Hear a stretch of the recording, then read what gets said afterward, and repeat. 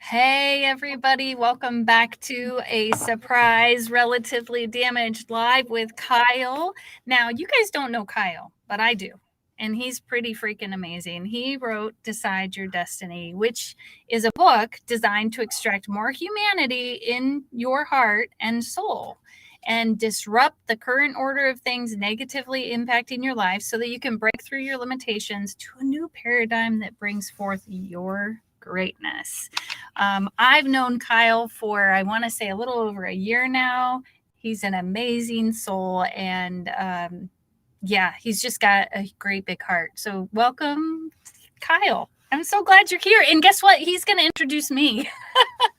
Yeah, I am. Thank you, Angela. I don't know if I'll do it as good as you, because you certainly are the pro, but thank you. And yeah, Angela and I guess we first connected through a podcast. And then from there, we kind of learned over time that we were both working on a book behind the scenes. And it kind of just slowly evolved. And it was kind of like two lanes just slowly kind of merged together with like what we were doing in our pathways and the books that we were writing. So obviously today we've got Angela Talent, the extraordinaire, and the lady who has the amazing podcast.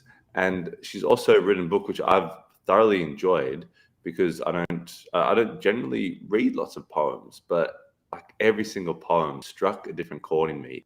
So she's written a book, Poems from a Lost Soul, and it's just an incredible book where, you know, I really feel like it's going to actually allow people to become more vulnerable, more connected to the side of them that has maybe experienced trauma and challenges, and not just neglect that side, but tap into that side and find the strength from that side of themselves. Oh, wow. That was amazing, Kyle. Thank you. I think that one of the things that as we were talking about our books and things like that, is that, you know, my book is great for using it to connect and see, okay, where am I still triggered and things like that. Whereas your book is like, okay, you know what? Here you have this heart wound or this soul wound. Here's how to heal it. Here are all these steps that you can take. And you talk really about your life and your experience in healing yourself, including the hole in your heart, which, you know, a lot of people probably would have considered what you did woo-woo. Oh yeah, definitely. A lot of my friends. I mean, at the time, I pretty much had like a tiny, small group of people.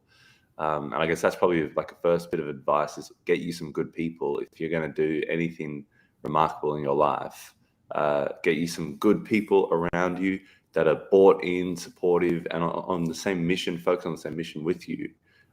Because it gets pretty dicey when you've got everyone else around you who, funnily enough, became like, this is before the internet, the haters and the trolls and everything, but I had people around me that were that, and friends and family that were just kind of not really voicing their opinion and not agreeing with what I was doing. And I was guided by someone else to try this way of healing my heart. And I didn't fully know, you know, so I had to be bought into his mission. Sometimes when you get a mentor, like sometimes when you get someone that's going to guide you and you trust them, you kind of have to let go of the reins a little bit and go, you just say when and where, and I'll follow you. And that's kind of what happened for me. Now, you were talking about those times that you didn't maybe even trust yourself, and there were people around you, trolls of the real world, that were, or they were saying you can't do it that way. I mean, including the doctors. In your book, you talk about a doctor being so very upset that you weren't going to follow their protocol. How did you, I mean, did you know on a soul level, like you were just making the right decision for you? And if so, what did that feel like?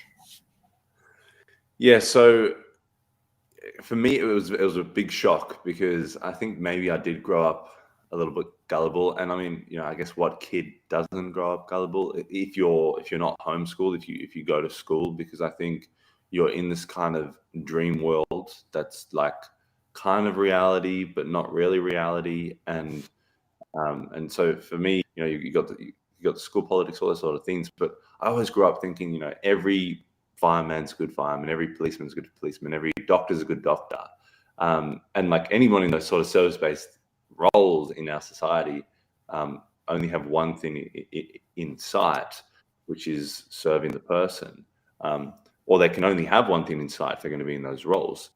And yeah, so that kind of shock reality. And I actually had someone kind of explain to me, hey, listen, there's going to be many different things involved here.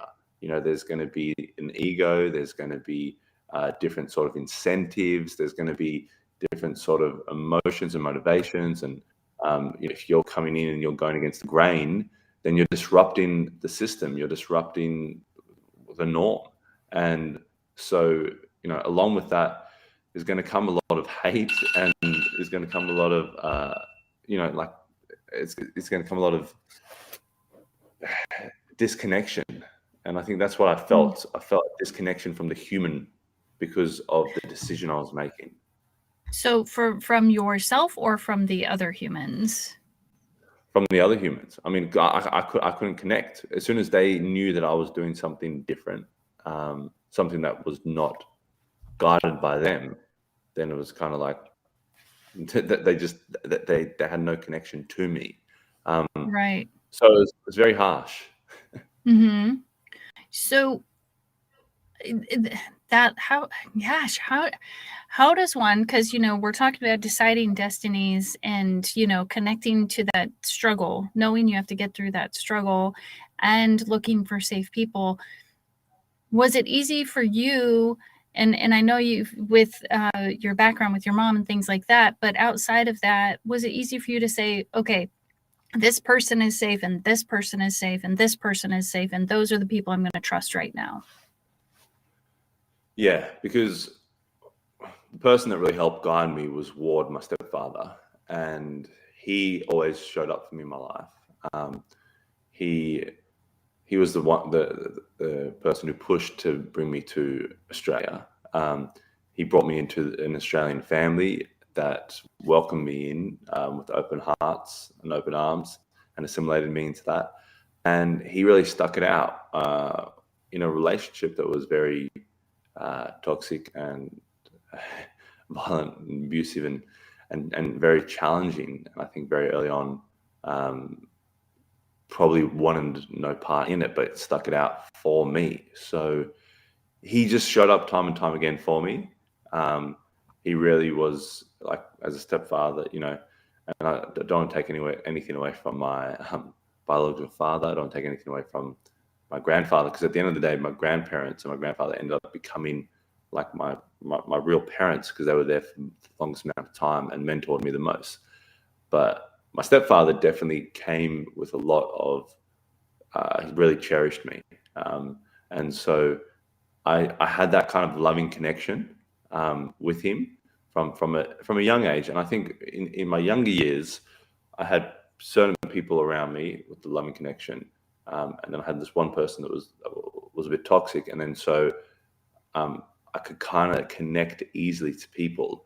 And so with my stepfather, that was correct. And then with my grandparents, it was the same thing. When I was 14, I had nowhere to go. I went to my grandparents, and they welcomed me in, and they really became my parents.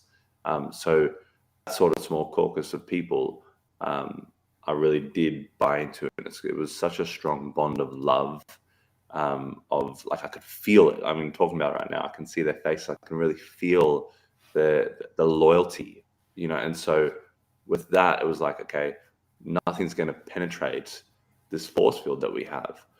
There were times where it was very hard. It's interesting. There were no times where I thought twice, though. No times you thought twice that you were loved or not? Is that what you're talking about? No, sorry. No times that I thought twice about going back on our mission or our decision. So. Oh, okay. Got it. yeah, there were no times where I double guessed it, what we were doing. There were times it was extremely hard, and I was thinking, how the hell am I going to get out of this? Like, you know, yeah, it was really tough. Yeah. And so with the people around you, I love how you describe that force field of love. You know, I am going to go out there on a limb and say, I'm betting you were not perfect in this life. And based on some things I've read, and I'm sure there are things you didn't put in there, but Yeah. that force field, it seems like the way you're describing it was there regardless of whether or not there was, I'm going to say, quote unquote, worldly trouble. Yeah, well, so it was definitely unconditional love, and it was definitely like these, they believed in me. They saw the young kid, like the 5-year-old kid. I guess the innocence. They saw the young kid who came into this world, and they connected with. And my stepfather, one night in Ireland, we were playing pool around the table, and had a couple of Guinnesses, and he was just smiling at me. I said, "What is it, Ward?" He's like, "Oh, sorry, I see that young kid, I see that animated, like, character, like that kid when I look at you. And I can't see that, like, and so it's interesting, like trying to see me as an adult." And, so my grandparents, I think they were all invested in that young kid that they connected with. And so, yeah, I definitely think, yeah, we've all made mistakes. We've all, I guess, not shown that, I guess, innocence and angelic nature that we can have. But I think if someone believes or they've seen that in you, and they're really inspired to kind of, like, they're connected to you. I think it's a bond that you really can't break. Once people are connected to you, I think they're connected to you on a spiritual level. And I definitely feel that with some people in my life, and I think that's one of the things that I'm most grateful for. Is I've got people on this planet that I feel that soul connection with. Yeah, that's really lucky. It just makes me think about the people who don't have that, or, one of my sisters, we were talking before the show, she works with emotionally disturbed kids, Yeah. or at least that's what they call it nowadays. Yes. But they were talking about kids that have witnessed significant trauma in their lives, and I'm just thinking, as I've read your book, about these steps, this is who you're reaching out to say, guess what, it's going to be okay. So it's not just because as I read your book, I think, gosh, this is because it's fantastic in how it describes the steps and how to go about it. They're just very straightforward. Write this down, do this, like, I wish I could remember I don't have the steps right in front of me, but I don't remember them all off the top of my head. But in addition to that, that's loving yourself, and how would you say someone would go from, if they don't have those safe people around and they find your book, can they borrow some of that love from you? 100%. Wink, Yeah, wink, nudge, nudge. yeah, 100%. You can borrow some of that, and you can reach out and connect. And I mean, I'm really community focused, and I think I've been given a lot and been helped by a lot. So I've got a spiritual obligation to help a lot.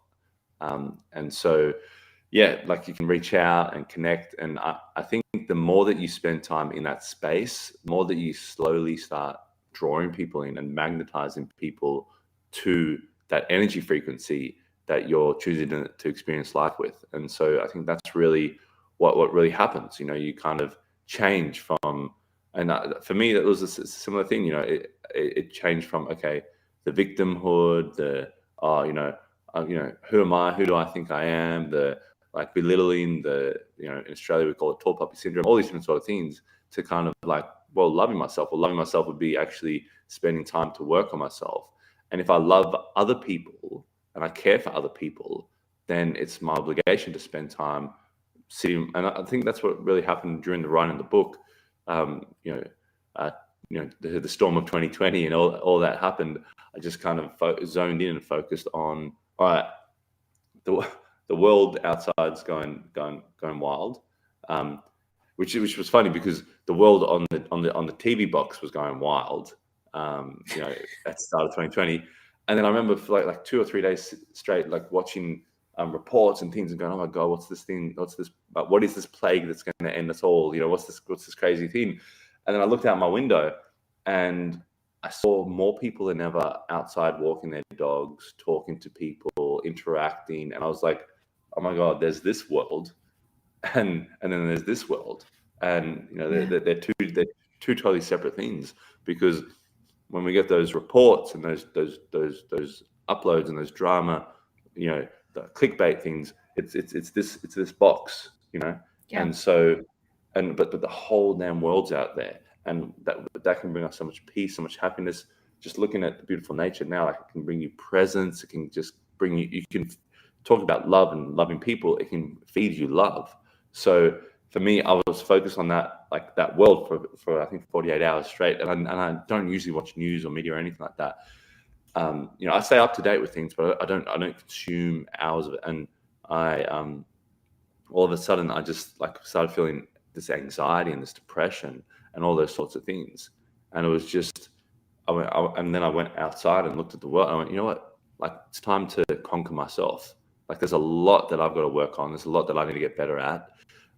There's a lot like that I need to get stronger at.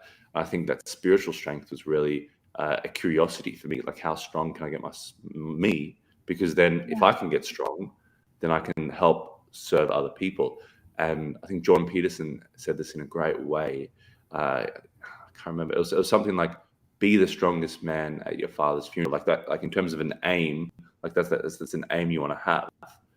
And I remember being at my grandfather's funeral. It was like a father to me, and I was one of the people that they like. It was so grateful. They gave me a chance to read a eulogy, and there were 278 people at this funeral. Like, with a few days turnaround, never spoke in front of that many people. It was just insane. And I remember getting up there, and I can't even really remember like what I said, but I just kept that sort of what he said in my mind, like, you know, be the strongest person here.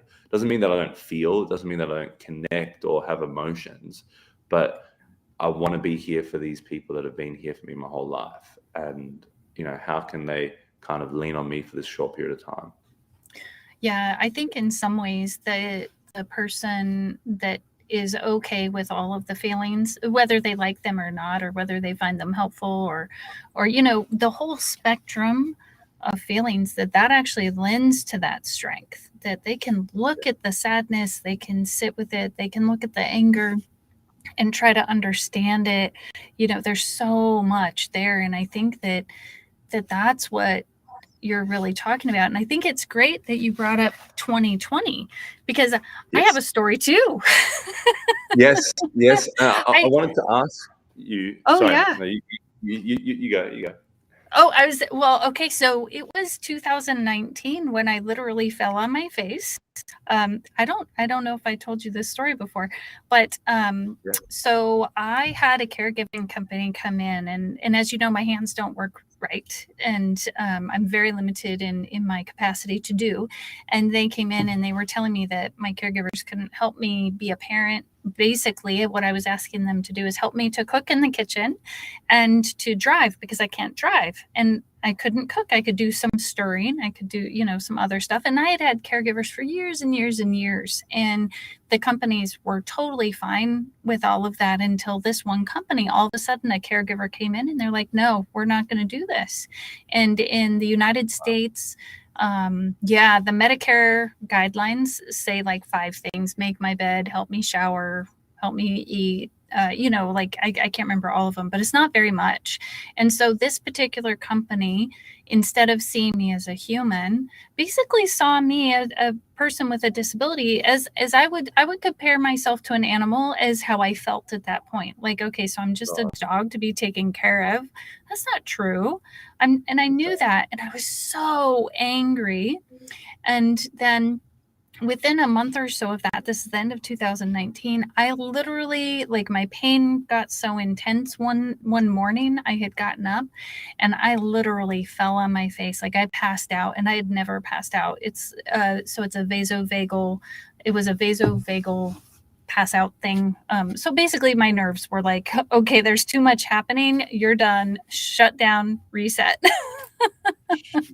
But I healed from that. And I knew that I had to do something with this, with what was happening with the caregiving company. And I knew it was wrong. And so I definitely. had to go to the doctor, and they had to write a letter that says, no, she needs more help than just these basic things, and they still said, no, we're not going to do it. And I was just like, wow, I'm not human. And my caregivers were so confused. They're like, we're here waiting for you to need us. We can help you with these things. What's the problem? Right. And Wow. so bottom line is, that's when the podcast started, and the like, now I absolutely had to get the book done, and I needed to start getting out the word that, it doesn't matter if you have a disability.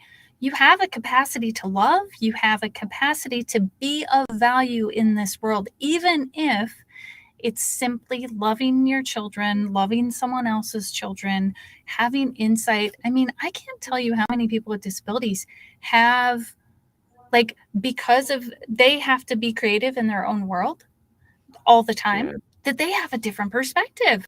But that is what so 2020 for me is when all that started. And all of a sudden, so I had not, unbeknownst to me, been living in this closed off world, because I didn't realize how much was online.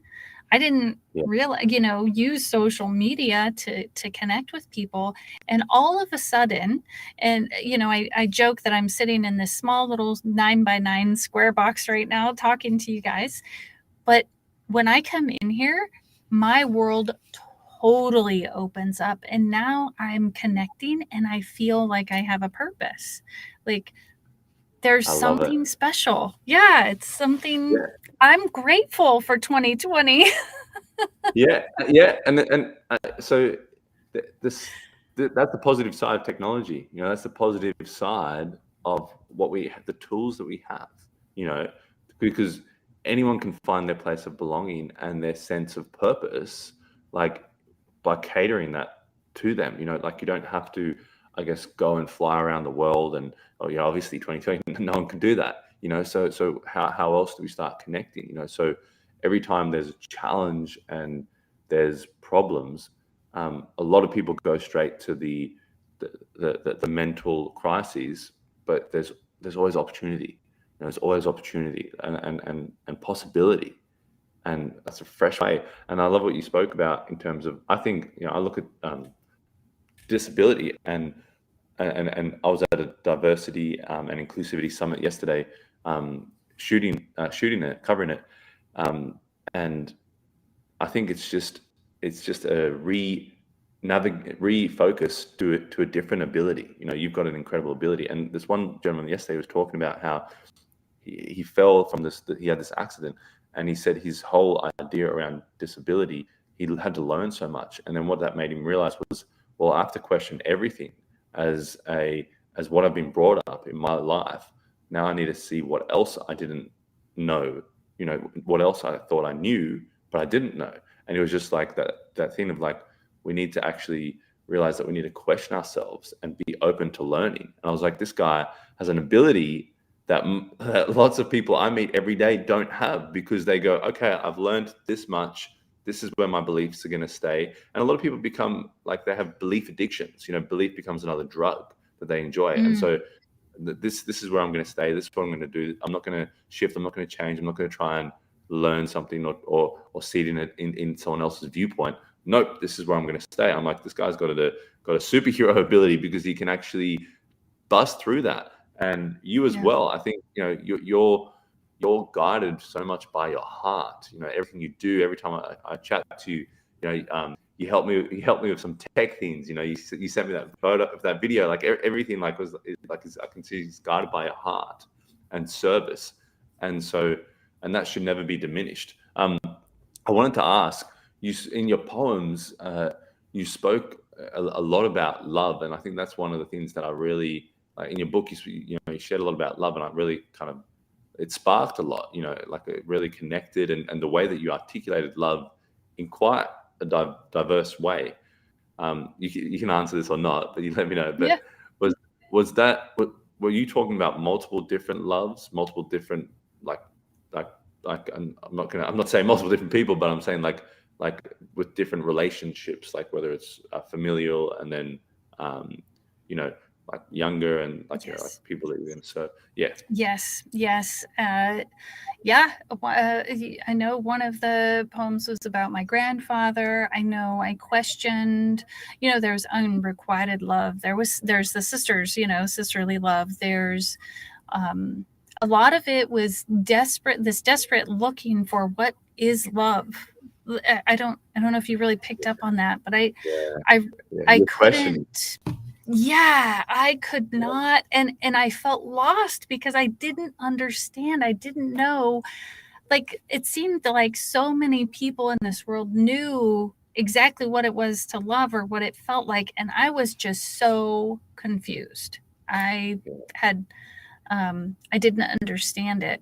Do you think that's social pressures? Like, because sometimes you'll like, I've found in previous relationships, sometimes I'm like competing with Disney because Disney has articulated this vision of love for this, this lady that I'm with, and I'm like, man, I don't know if I can be that sort of flying in with roses popping out of my eyes, and like, Yeah. and you're trying your best, like you're trying your best to do it, and then you watch Disney later and see, look at him, look at the Beast and Yeah, Beauty and the Beast, like, you actually may have a very good point there as far as that goes, because I grew up without my dad, and it sounds like you grew up with, I mean, from what I read, with your mom and the dynamic there, yeah, that there would be this wondering and this question, and I did the same thing. Like, yeah, it's supposed to be all rainbows and butterflies is what I say, and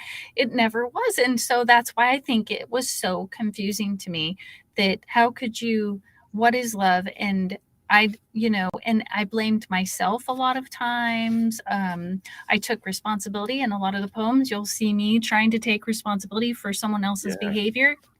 And then by the end of the poem, I'm like, wait, no, I can't do that. But I mean, I yeah. really was doing those things in real life, for real. Can I ask you? Embarrassingly enough to say.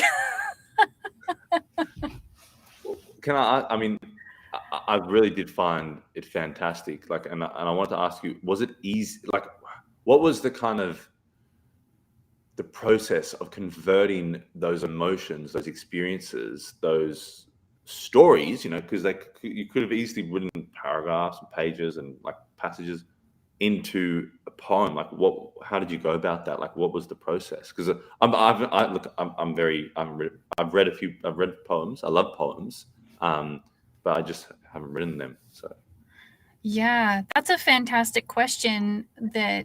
How would I answer that? It's almost how I think.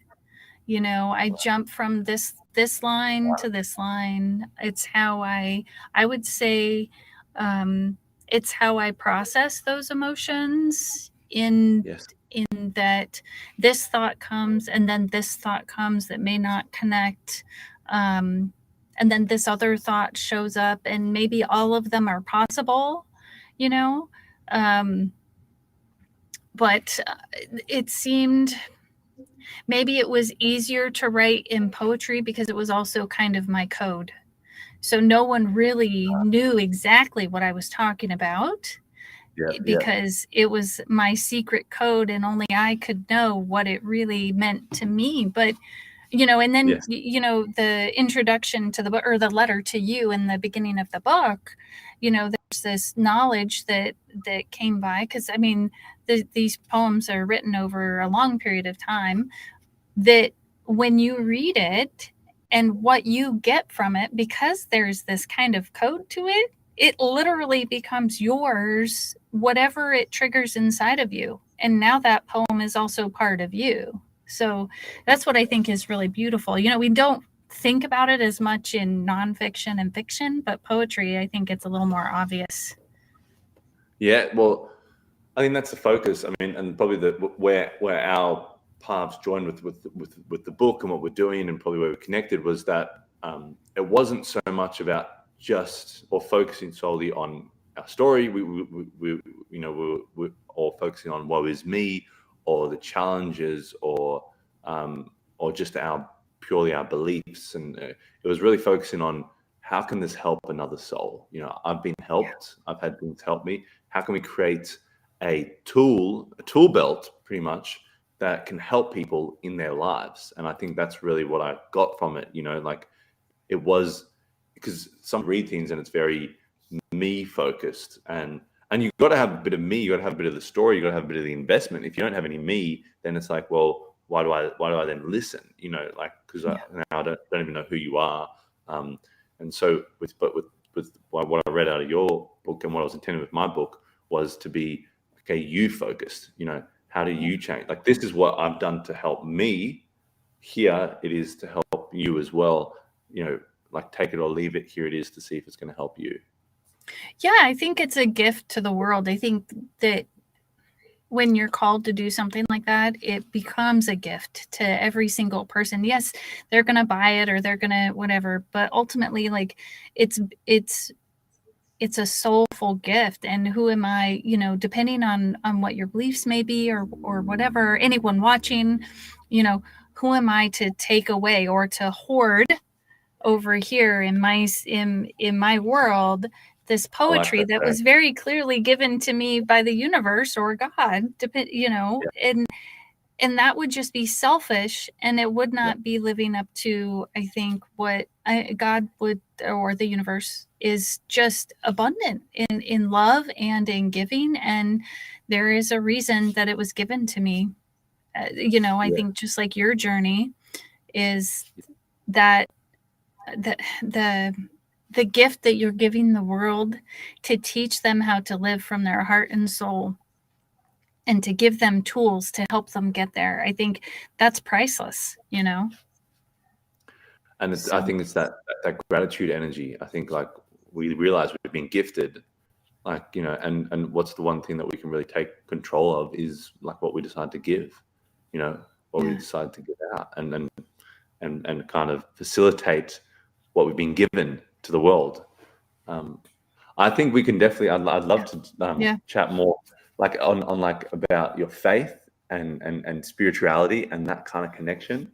And I'd even love us to maybe even, like, read I'd read one of your poems, or on here, or like read a passage or something, like, of each other's book. I just think that, I don't know, my ideas are just going. So no, hey, everybody watching, you heard it here. We're going to come back. We're going to talk some more. This is, it's fantastic to connect with someone else who really just wants to give that love to the world. And yeah, this is beautiful. So our time is up. We were going to be here about 30 minutes. We're here at 33 minutes. So we just want to thank you all for coming to the show. Please get Kyle Spyrides' book, Decide Your Destiny. It's on Amazon, as well as my book, Poems from a Lost Soul. They're both on Amazon. Both of us would love your reviews and your purchases. And yeah, we'll be here again. I don't know next week or the next week, but we'll be back for sure. Just wait. We can make it a weekly thing. I'm happy with that. Okay. Well, I guess we'll be back next week. My schedule, I happen to know this time is open next week, so we're done. We'll see you next week. Perfect. Peace out. Awesome. Have a good one. Bye. See you guys.